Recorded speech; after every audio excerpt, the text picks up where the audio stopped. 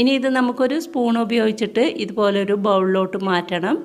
ഇതുപോലെ കുഞ്ഞു കുഞ്ഞു പീസായിട്ട് കട്ട് ചെയ്തെടുക്കണമെന്നില്ല. ഇതിന് പകരമായിട്ട് വലിയ പീസായിട്ട് കട്ട് ചെയ്തിട്ട് മിക്സിയുടെ ജാറിലിട്ടിട്ടൊന്ന് ക്രഷ് ചെയ്താലും മതി. ഇനി നമുക്ക് ഇതിലോട്ട് 2 ടേബിൾ സ്പൂൺ വരെ സബ്ജ സീഡ് കുതിർത്തിയെടുത്തതാണ്, അതുകൂടി ഇട്ട് കൊടുക്കാം. അതായത് ബ്ലാക്ക് കസ്കസാണ്. അതിനുശേഷം ആവശ്യമായിട്ടുള്ള പഞ്ചസാര ഇട്ട് കൊടുക്കാം. ഈ ഒരു തണ്ണിമത്തന് അത്യാവശ്യം നല്ല മധുരമുണ്ട്. അതുകൊണ്ട് തന്നെ 4 ടീസ്പൂൺ മാത്രമാണ് ഞാൻ പഞ്ചസാര ഇട്ട് കൊടുക്കുന്നത്. അതിനുശേഷം നല്ല തണുപ്പിച്ച പാൽ 1 കപ്പ് ഒഴിച്ചു കൊടുക്കുന്നുണ്ട്. മധുരം നിങ്ങളുടെ ഇഷ്ടത്തിനനുസരിച്ചിട്ട് ഇട്ട് കൊടുക്കാം. ഇനി ഒരു സ്പൂൺ ഉപയോഗിച്ചിട്ട് ഇതെല്ലാം കൂടി ഒന്ന് യോജിപ്പിച്ച് കൊടുക്കണം.